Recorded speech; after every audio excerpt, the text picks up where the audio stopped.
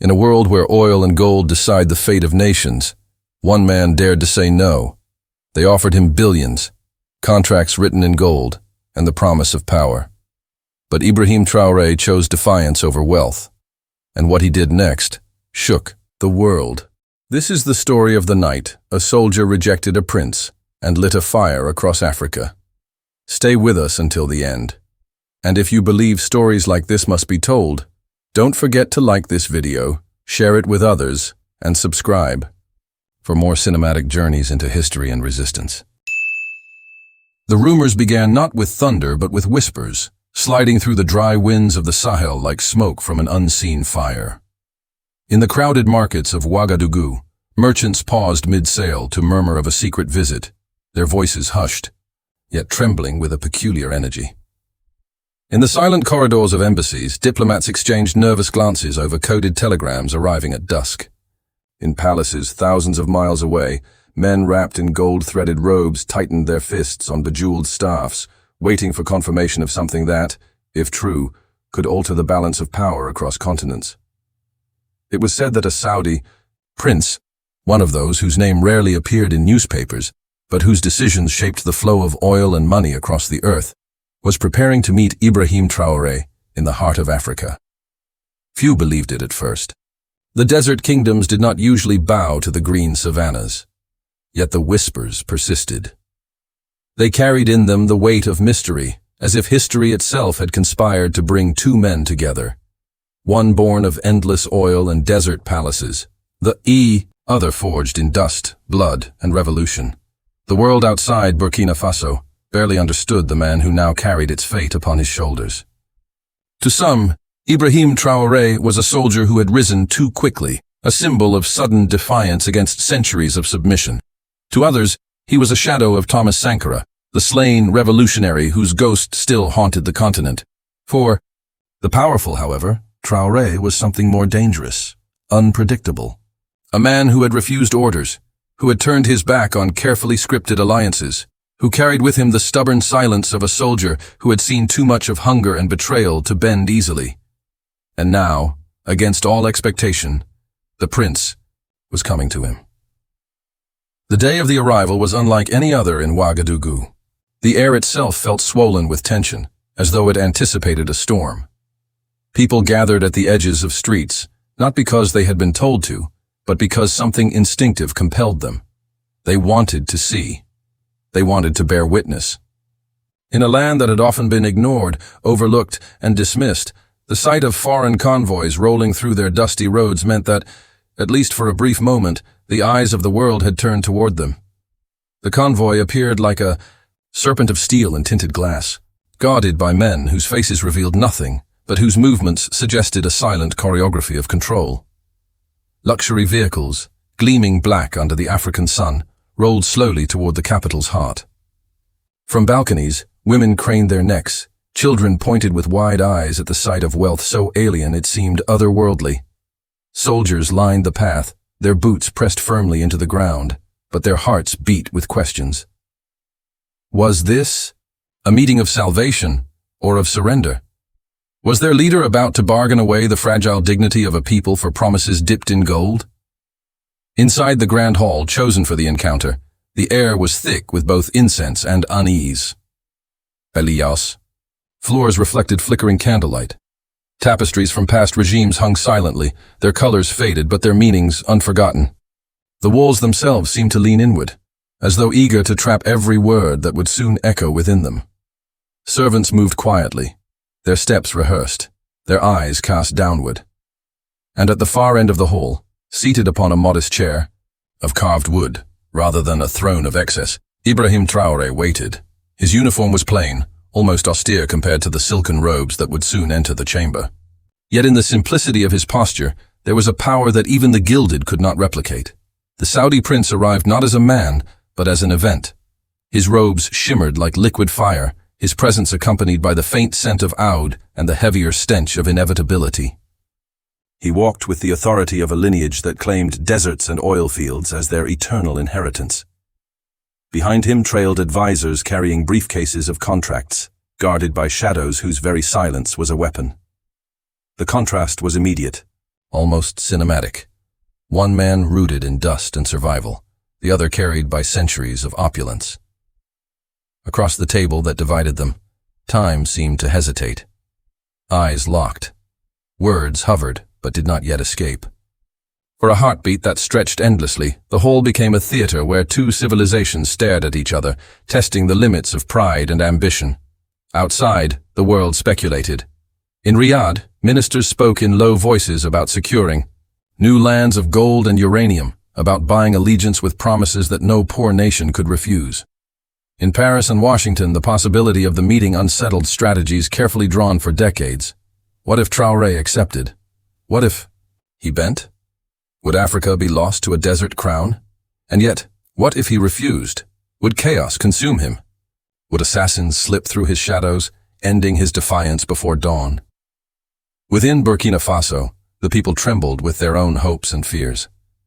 Mothers carrying water whispered to each other that perhaps this was the moment relief would come, that maybe the riches of the Arab world could finally trickle into their starving villages. Others feared something else, that the spirit of Sankara, who had once rejected the temptations of foreign wealth, would be betrayed by a successor too. Overwhelmed by circumstance, the air was heavy, not only with expectation but with memory. For in Africa, decisions were never merely political. They were inheritances carried by generations yet unborn. The prince spoke first, his words a soft cascade that hid sharpened edges. He spoke of partnership, of opportunity, of billions in investment that could transform barren fields into green abundance. He spoke of security, of shielding the nation from enemies within and without. He spoke of brotherhood between the sands of Arabia and the soil of Africa. Yet beneath the velvet of his promises, there lingered an unspoken truth, that this was no gift, but a purchase. That behind every smile lay a contract written in chains invisible to the eye, but heavy upon the soul. Traoré listened, his face carved from silence. To his people, silence had always been a weapon, sharper than any blade. He let the prince's words pour over him, not interrupting, not yielding, not showing whether the tide was drowning or merely washing against stone. Within him, storms collided, the desperate hunger of his nation, the temptation of resources that could rebuild a crumbling land, the memory of Sankara's defiance, the suspicion that to accept would be to trade one empire's chains for another. Time passed, though none could measure it. The candles melted slowly, the shadows lengthened. Advisors shifted uncomfortably, guards exchanged uneasy glances. Even the marble floor seemed to groan beneath the weight of history unfolding. And then, in the silence that followed the prince's long cascade of words, there came a stillness unlike any other. It was the silence of a man about to decide not just for himself, not just for his people, but perhaps for the dignity of a continent. Outside the hall, the skies darkened with gathering clouds, as though the heavens themselves were waiting for the echo of his choice.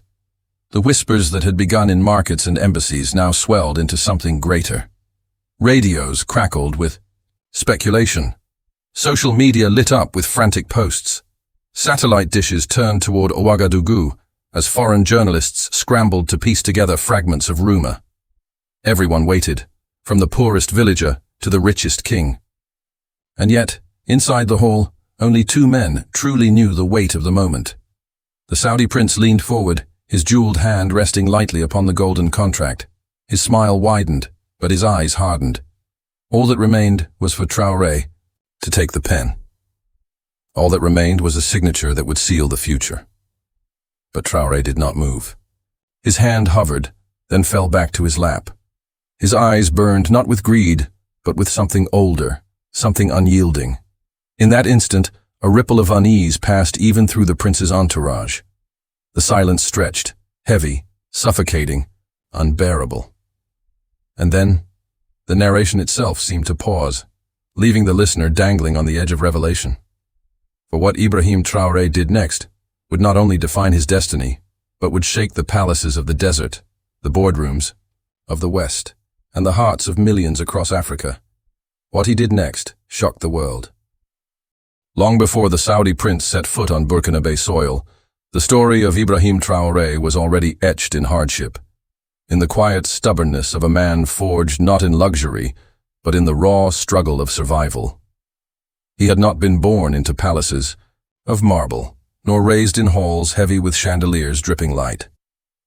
His world was the red dust of the Sahel, the cracked earth that swallowed seeds before they could bloom, the hollow eyes of children who carried both laughter and hunger in the same breath.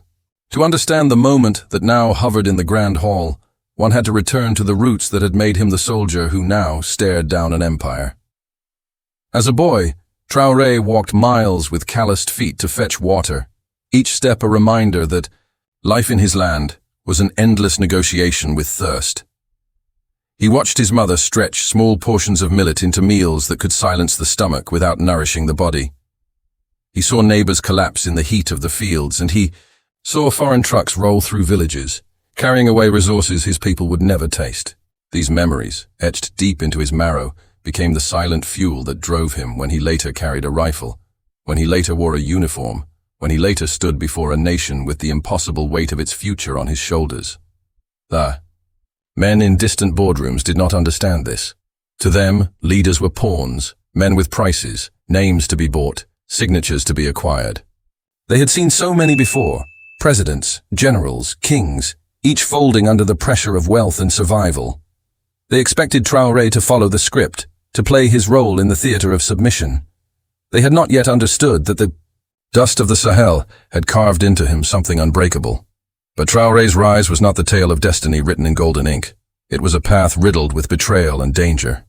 When he first appeared in the army, he was dismissed by many as merely another soldier, a body to fill the endless cycle of patrols and battles against forces that often seemed like shadows more than enemies. Yet within him, there burned an uncommon clarity. He could see the chains even when others mistook them for ropes of survival. He recognized the tricks of foreign aid, the contracts that seemed generous but bled a country dry, the endless cycle of debt dressed as friendship. And so, when power unexpectedly shifted into his hands, he was already carrying an inner vow. To resist, to protect, to refuse. But refusal is never without cost. It painted him as a target, a disruptor, a man who threatened the comfortable order of empires. Behind polite handshakes, foreign envoys sharpened their knives. Behind diplomatic smiles, intelligence agencies wove their nets. And within his own land, men who had once sworn loyalty began to whisper of their doubts, their ambitions, their price. It was against this backdrop of precarious defiance that the Saudi prince emerged, not as a rescuer, but as an intruder cloaked in opportunity. The prince had grown in palaces where walls were carved with verses of faith and ceilings painted with gold leaf. His life was an unbroken chain of privilege, each link forged by the oil beneath his deserts. Yet beneath the veneer of generosity, he carried an agenda as sharp as a blade. He had come not merely for friendship, but for ownership. The contracts in his briefcases spoke of roads and hospitals, of billions in loans and investments, but between the lines they spoke of access to mines, of permanent control over gold and uranium, of military footholds that would turn Africa into another extension of desert kingdoms. He arrived convinced of victory, for why would a poor nation resist such opulence? Why would a soldier in worn boots turn down fleets of armored cars, shipments of fuel, suitcases heavy with promises? The prince had seen others before him bend. He expected the same script to play once more. Yet, the setup of this meeting was unlike any negotiation before it. It was not merely the prince and Traoré at stake. It was an entire continent holding its breath. Across Africa, people listened, even without knowing the details. They sensed in their bones that something monumental was unfolding, something that could either chain them further or set a spark of resistance alight. From the slums of Lagos to the villages of Mali, from the markets of Kinshasa to the dusty streets of Niamey, the name Traoré was whispered with both hope and fear. But hope is fragile and fear is constant. In the weeks leading up to the meeting, 3 men had plotted quietly within Traoré's own circle. Generals who had once pledged allegiance began to weigh the value of loyalty against the weight of wealth. They received messages from emissaries, whose faces remained hidden, but whose offers were clear. Support the signing, and they would be rewarded with power and fortune beyond imagination. Resist, and they would be swallowed by the tide. These generals moved like shadows, careful never to betray their intentions too openly. They nodded during meetings, saluted with precision, spoke words of loyalty. Yet in hidden chambers they debated how long they could tolerate a leader who placed principle above pragmatism, who threatened to drag them into battles against empires they could never hope to defeat. Their whispers became another thread in the tapestry of tension surrounding the secret summit. As the day approached, the atmosphere in Ouagadougou grew dense, as if the very air anticipated betrayal. Journalists speculated in foreign capitals. Analysts scribbled predictions, but within Burkina Faso, the people could not shake the memory of Sankara. They remembered how a man once defied the wealth of nations, how his refusal to bend cost him his life. They remembered the bullets that silenced him, and the silence that followed. Some feared history was preparing to repeat itself. Others prayed history was preparing to correct itself. The Saudi prince arrived, with all the symbols of invincibility. Fleets of armored cars, caravans of advisors, a procession that announced power. But Traoré's arrival at the hall was markedly different. He came with only a handful of soldiers, his uniform plain, his boots worn, his expression carrying the quiet defiance of one who knows the price of poverty and refuses to be ashamed of it. The contrast was not lost on those who watched. Inside the palace walls, time slowed. The air was scented with oud, heavy and intoxicating, layered over the simpler smells of wax and stone. The golden contracts were laid upon the table, glinting in the candlelight. The prince's advisors moved with precision, sliding pens into place, their faces carved in the cold confidence of men who had played this game countless times before. But Traoré did not move toward the table. He stood, watching, absorbing, remembering. His silence was more than hesitation, it was resistance. He thought of the villages that would never see a drop of the promised billions. He thought of the farmers who would toil until death, while foreign companies shipped minerals across oceans. He thought of the faces of children, thin from hunger, staring with the wide eyes of a people forever asked to wait while others grew fat on their labor. The Saudi prince leaned forward, his voice smooth, his words dripping with both persuasion and command. He painted visions of highways stretching across Burkina Faso, of towers rising in Ouagadougou, of riches that would turn the desert into paradise. But to Traoré, these words sounded no different than the speeches of colonizers, no different than the promises of creditors, no different than the contracts that had already bled Africa for centuries. Still, the generals in the shadows watched, carefully. They wanted him to sign. They prayed he would, for his signature would guarantee their own survival. But in their eyes, Traoré saw the reflection of a question older than them all. What is the price of freedom, and who among us dares to refuse when the pen hovers above gold? The setup was now complete, though none could see its conclusion. The prince believed victory was inevitable, the generals believed betrayal was inevitable, and the people outside believed despair was inevitable. But in Traoré's heart, something older stirred. The spirit of resistance, the memory of Sankara, the silent oath of a boy who once walked miles for water. The hall grew quieter. Even the candles seemed to flicker with unease. Every second stretched. Every breath became a drumbeat. Outside, dark clouds gathered, shadows lengthened, and the weight of history pressed against the doors. The world waited for Ibrahim Traoré to move, to speak, to choose. And when he finally did, the earth itself would tremble. The days that followed the prince's arrival unfolded like a tightening noose around the throat of a nation. The meeting had not yet produced an agreement, but its shadow stretched across Burkina Faso like a storm cloud. Every marketplace echoed with speculation, every alley hummed with rumor, and every soldier's step rang heavier with doubt. Some swore that Traoré would sign, that he had no choice but to bow before the golden promises of Arabia. Others clung to the fragile hope that he would resist, that he would protect the soul of the land even if it meant plunging his country deeper into hardship. Outside the walls of power, hunger gnawed without mercy. Mothers sat by cooking fires with empty pots, stirring nothing but smoke to keep children from realizing there was no meal coming. Fields lay cracked and barren, their soil exhausted by years of exploitation and neglect. The rains came late, and when they came, they carried floods that washed away what little had survived.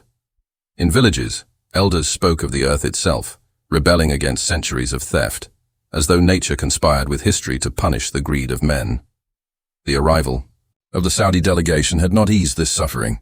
Instead, it had sharpened it, for prices in markets soared overnight, driven by speculation and fear. Traders hoarded supplies, anticipating either sudden wealth or sudden collapse. Ordinary people paid with hunger for deals still unspoken, to them. The opulence of the visiting prince was not a promise but an insult, a parade of abundance in a land that had forgotten what plenty felt like. Inside the palace, the prince pressed harder. Each day brought new documents, new offers, new assurances wrapped in velvet words. His advisors spoke of scholarships for African youth, of hospitals with advanced machines, of roads that would connect isolated villages to bustling cities. Yet in every line, hidden clauses bled the same truth. These were not gifts, but traps. The minerals of the land would flow east, the sovereignty of the nation would shrink, and the dignity of its people would be traded for skyscrapers and symbols of borrowed wealth. Traoré knew it. He could see the poison beneath the honey, but knowledge alone was not enough. Around him, shadows thickened. The three generals, once sworn to defend him, now plotted in silence. They gathered in hidden courtyards, speaking in low tones about contingency plans. Their loyalty had grown brittle under the weight of temptation. They told themselves that survival justified betrayal, that the prince's riches would shield them from the chaos that resistance might unleash. And yet, even in their scheming, fear lingered. Fear of the soldier who had risen from nothing, who seemed to embody a will that no bullet could silence. The tension grew unbearable. Advisors disappeared into the night without explanation.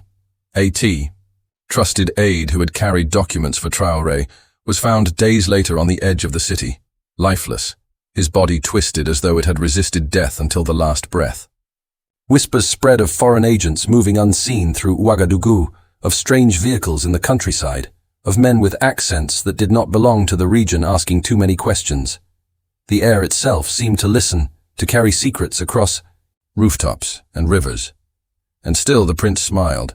His confidence radiated like the desert sun, as though he knew time was his ally.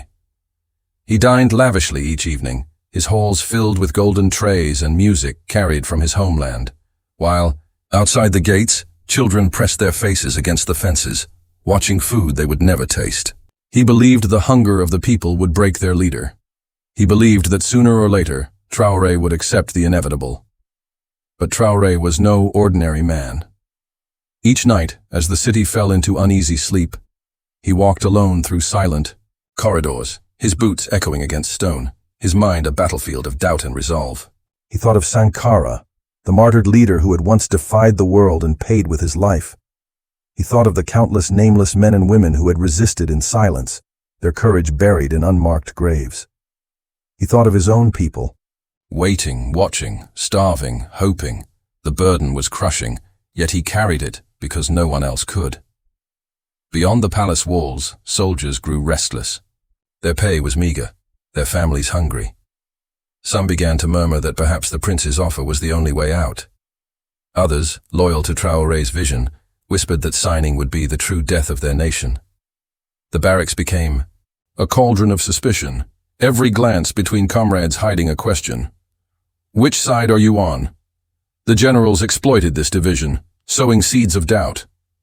They promised certain units extra rations, hinted at promotions, suggested that change was coming. Their whispers spread like poison, unseen but deadly. Soon, the air around Traoré thickened with danger, not only from the prince across the table, but from the men who once saluted him without hesitation. Meanwhile, the world beyond Burkina Faso watched with growing unease.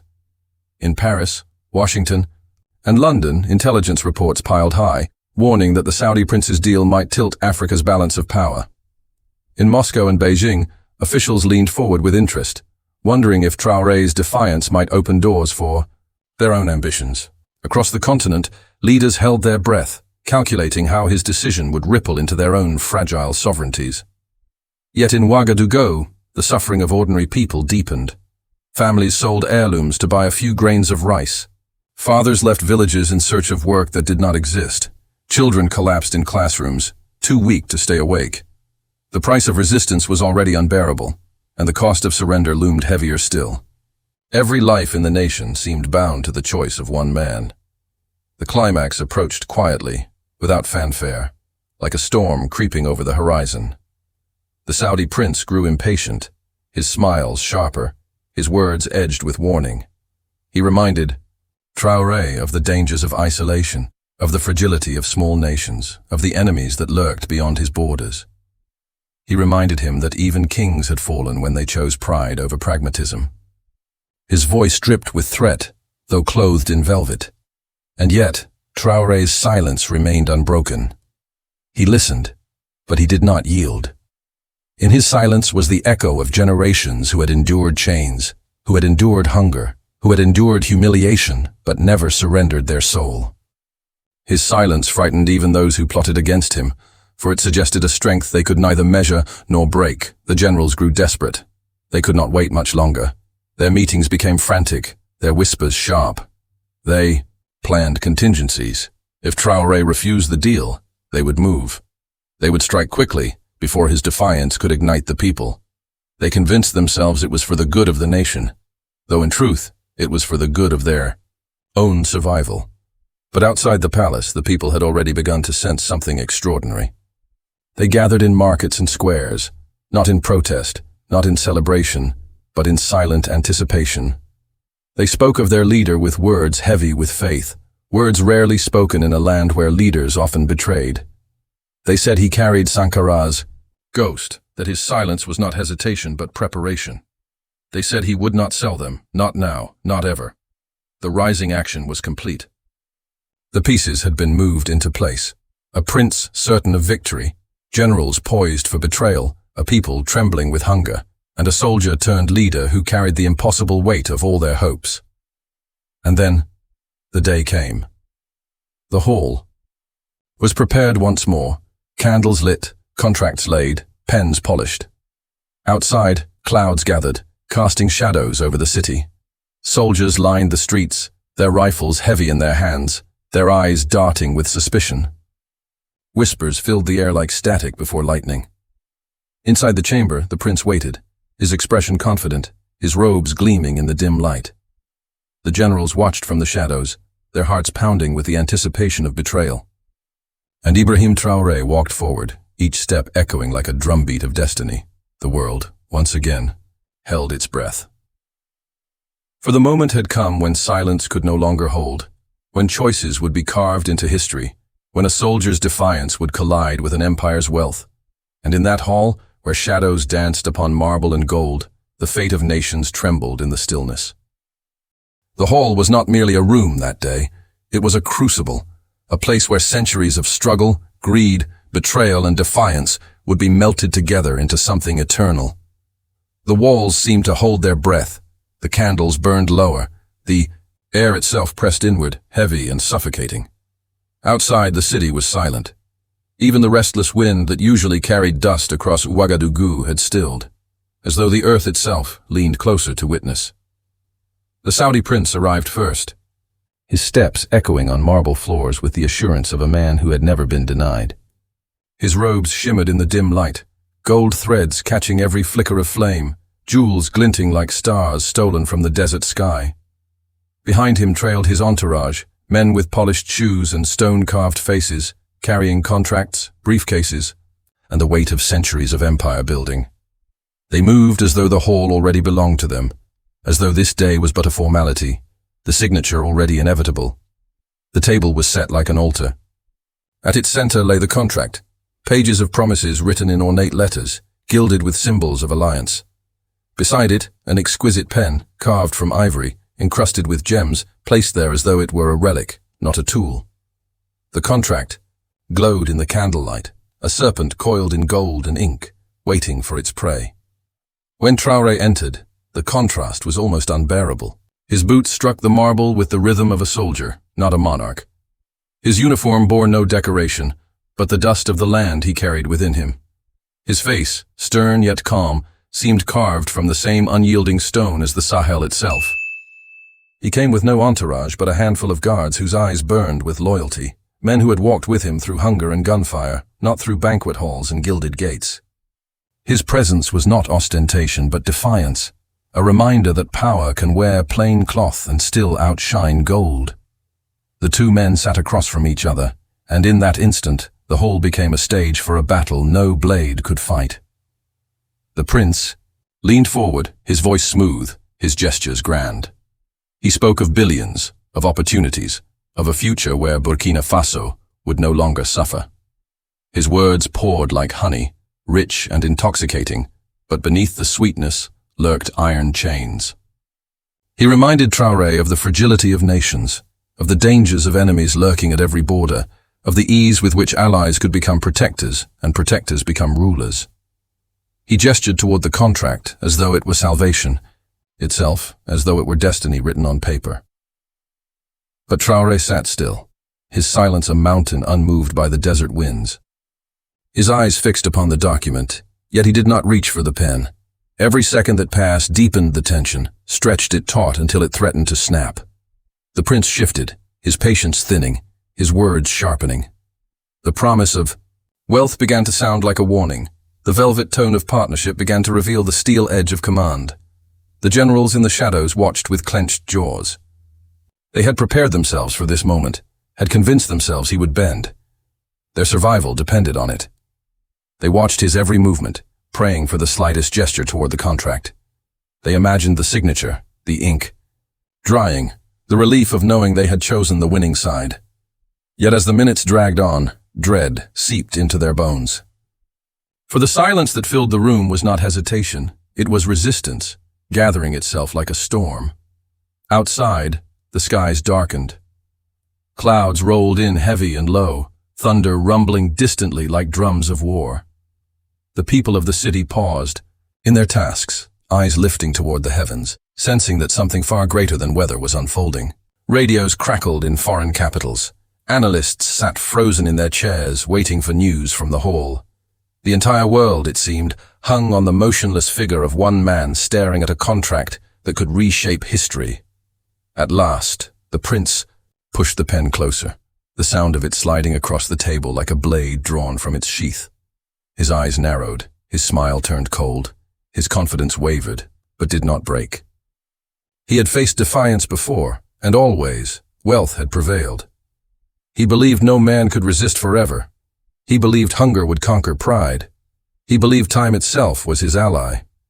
But Ibrahim Traoré was not every man. He was a soldier who had walked through dust and fire, who had seen hunger carve holes into children's faces, who had carried the memory of Sankara's death like a scar upon his soul. He reached out, not for the pen, but for the contract itself. He lifted it slowly, his movements deliberate, his silence suffocating. The prince's eyes gleamed with triumph. The generals exhaled in relief. The hall itself leaned forward to watch, and then, without a word, Traoré tore the pages in half. The sound was not loud, but it echoed like thunder. Paper ripped, contracts shredded, golden promises turned to fragments falling like ash onto the table. Each tear was a declaration, each shred a refusal, each fragment a blow against centuries of chains. The hall froze in disbelief. The prince's smile collapsed, his eyes widened, his hand twitched toward the broken contract as though he could gather the pieces and restore them to life. The generals gasped, their hearts sinking. They had gambled on his submission, and in an instant their plots dissolved into dust. Panic flickered in their eyes, fear replaced ambition, for they understood what the tearing meant. There was no going back, no compromise, no survival in betrayal. Their leader had chosen defiance, and now they would face the storm it summoned. Outside, lightning split the sky, thunder roared over the city, rain began to fall in torrents. The storm that had gathered in silence now unleashed its fury, as if the heavens themselves celebrated his defiance. Crowds in the streets lifted their faces to the rain, sensing that something monumental had occurred. Whispers turned to cries, cries to shouts, shouts to chants. The city trembled with a rising tide of hope, even as fear shadowed it. The prince rose, his robes trembling with his fury, his voice a hiss of outrage masked as dignity. He gathered his men, his jewels flashing, like weapons in the flickering light. He left the torn contract on the table, its fragments soaked by the rain that leaked through cracks in the ceiling. His footsteps thundered out of the hall, leaving behind an emptiness filled only by the sound of rain and the heartbeat of history. Traoré remained seated, motionless, his face carved from stone. The rain drummed against the roof, the chants outside swelled louder, the weight of betrayal inside the hall pressed heavier. The generals exchanged glances, their plots unraveling before their eyes. Some thought of fleeing, others of striking now, but none dared move.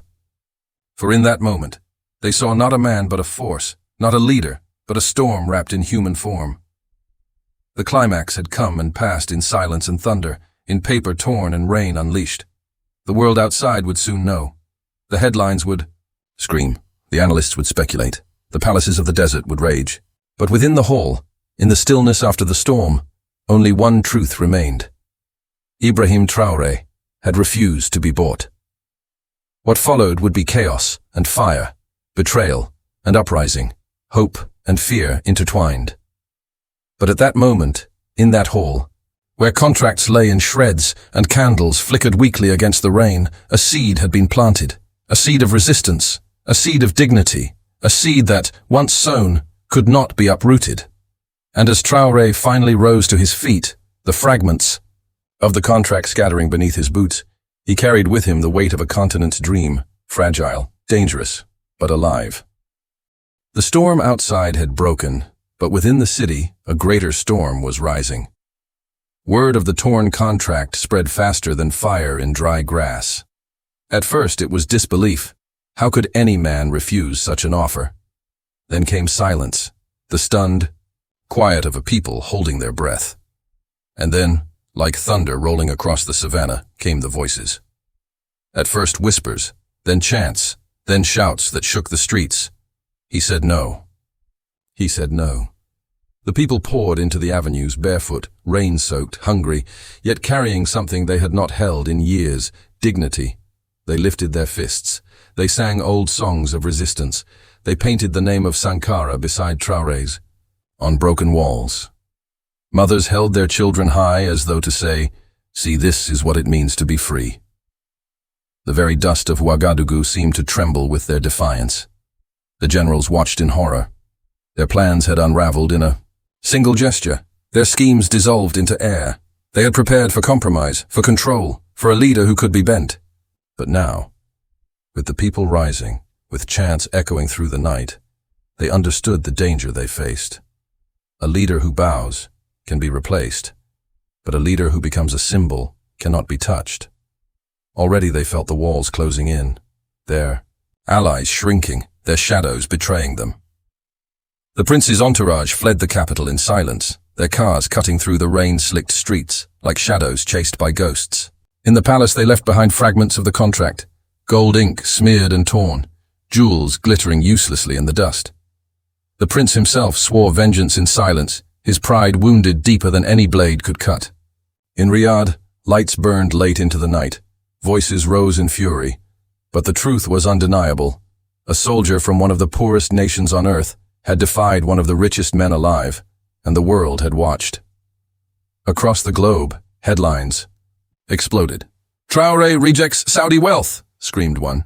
"Burkina Faso turns down billions," cried another. In Western capitals, analysts scrambled to explain what had happened. Some called it reckless, others called it suicidal, but a few, whispering against the grain, called it heroic. In the corridors of power, men who believed every nation had its price were forced to reckon with the unthinkable. That dignity, once chosen, could not be bought. The IMF convened in urgency, their voices sharp, their strategies frantic. They had built an entire system on the certainty of compliance, and now a single refusal threatened to unravel the fabric. Sanctions were discussed, punishments weighed, but beneath the fury was fear. For if Burkina Faso could say no, others might follow. And if others followed, the empire of debt could crumble. In Africa, the news spread like a drumbeat from village to village, city to city, border to border. In Mali, men gathered around radios, their eyes burning with pride. In Ghana, students painted murals of Traoré tearing the contract, his hands holding not paper but chains broken in half. In South Africa, old veterans of struggle wept, whispering that they had lived long enough to see the torch carried once more.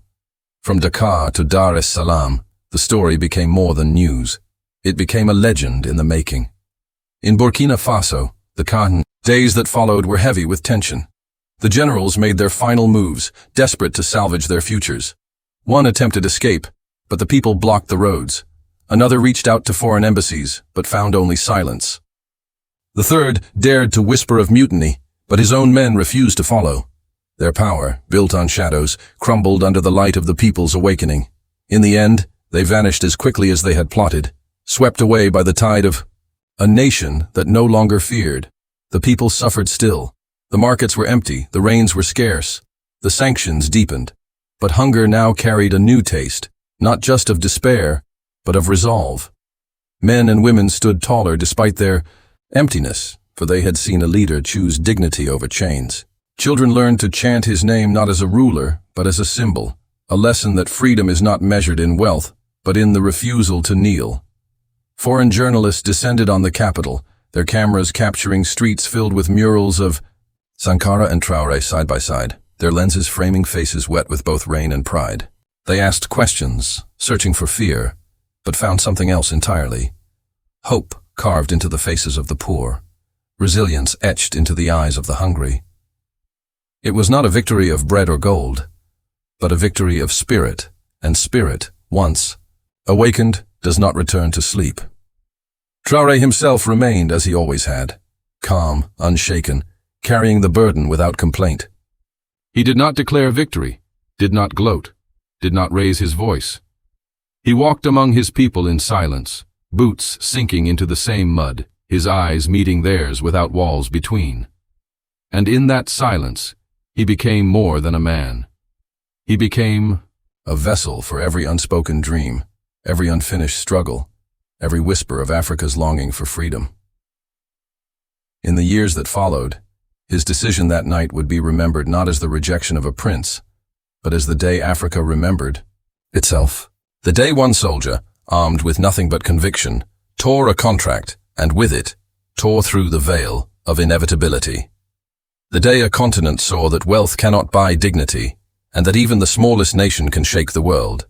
And so, the story spread, carried in songs sung by children, etched into murals on walls, whispered in prayers beneath the stars. It became a legend told by firelight, a tale of the day a man chose defiance over riches, freedom over chains, pride over surrender.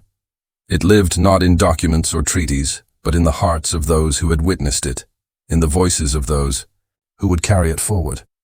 The rain eventually ceased, the markets reopened, the sanctions ebbed and flowed, but the memory remained untouchable. And as Africa looked upon itself in mirrors cracked by centuries, it saw not despair, but the reflection of a soldier who had stood unyielding. A reflection that asked, not with arrogance, but with quiet strength, "Is this the moment Africa broke its chains?